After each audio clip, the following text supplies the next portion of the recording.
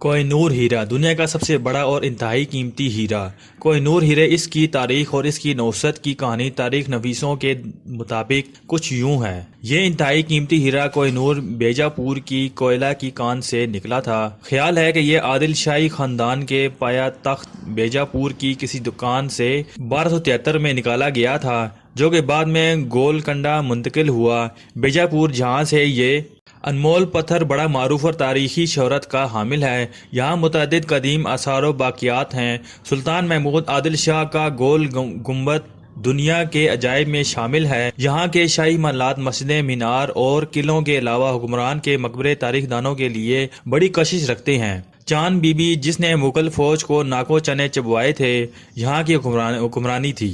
یہاں کا اسلامی فن تعمیر ہر سیاح کو ورطہ حیرت میں ڈال دیتا ہے۔ علاء الدین خلجی نے 1309 میں جب اور کو فتح کیا تو یہاں کے مال غنیمت میں اس کو مشہور عالم کوہ نور ہیرا ملا۔ علاء الدین کے ایک سپہ سالار ملک کافور نے سلطان کو کہا کہ یہ ہیرا انتہائی منحوس ہے اور یہ جس کی بھی ملکیت میں جاتا ہے وہ ہمیشہ مصیبت میں مبتلا رہتا ہے۔ جتنا عرصہ یہ ہیرا سلطان کے پاس رہا، اس کو ایک دن بھی سکون میسر نہ آیا۔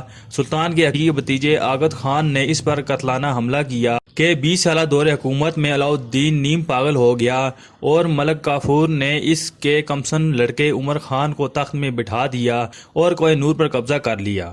اس وقت اس ہیرے کا کوئی نام نہ تھا اور یہ بالکل ناتراشیدہ تھا اور جواہرات شاہی کے ساتھ استعمال نہیں کیا جاتا تھا۔ اس کے بعد یہ ہیرا خاندان تغلق اور لودھی میں پہنچا اور جب ابراہیم لودھی کو بابر نے شکست دی تو آگرہ میں اس کی ماں نے یہ ہیرا ہمایوں کی نذر کیا۔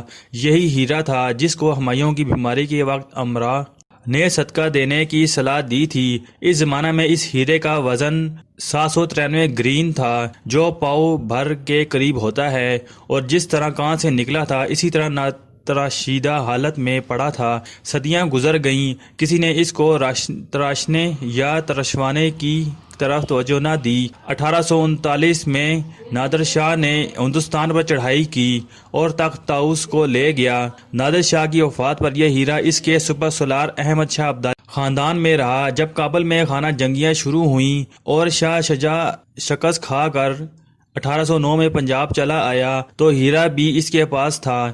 اسی ہیرے کی خاطر رنجیت سنگھ نے اس کی بہت خاطر تواضع کی اور چند روز بعد رنجیت سنگھ نے ہیرا طلب کیا، لیکن شاہ شجاع ٹالتا رہا۔ رنجیت سنگھ نے اس پر کڑی پابندی لگا دی اور اس کو معلوم ہو گیا کہ ہیرا شاہ شجاع کی پگڑی میں ہے تو اس نے بندی کا بہانہ کر کے پگڑیاں بدلوانے کے بہانے اس سے پگڑی سمیت ہیرا لے لیا۔ 1850 میں انگریزوں نے راجہ رنجیت سنگھ کے جانشین دلیپ سنگھ کو معزول کر کے پنجاب کا انتظام اپنے ہاتھ میں لے لیا اور اس کا کل مال و اسباب ضبط کر لیا۔ اس ضبطی میں کوہ نور بھی اس کے ہاتھ لگ گیا اور گورنر جنرل لارڈ ڈیلہوزی نے اسے ملکہ وکٹوریہ کو تحفتاً بھیج دیا۔ 1851 کی نمائش میں یہ ہیرا پبلک کو دکھانے کی غرض سے رکھا گیا۔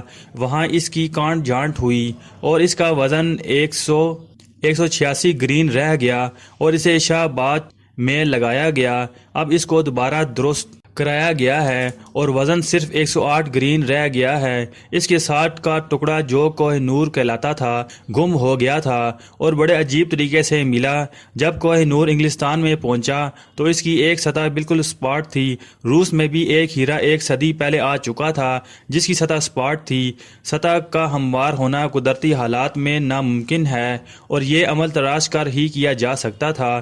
پس جوہریوں نے اس خیال سے دونوں ہیروں کو بلا کر دیکھا تو دونوں ایک دوسرے پر ہموار بیٹھ گئے۔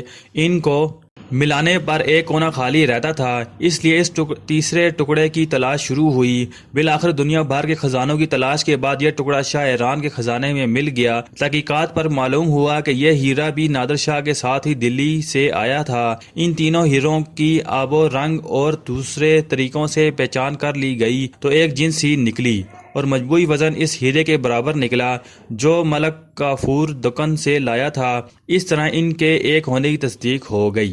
سٹوری پوائنٹ کو سبسکرائب کرنا مت بھولیے، ویڈیو کو لائک کریں، شیئر کریں اور کمنٹ سیکشن میں اپنی رائے کا اظہار ضرور کریں۔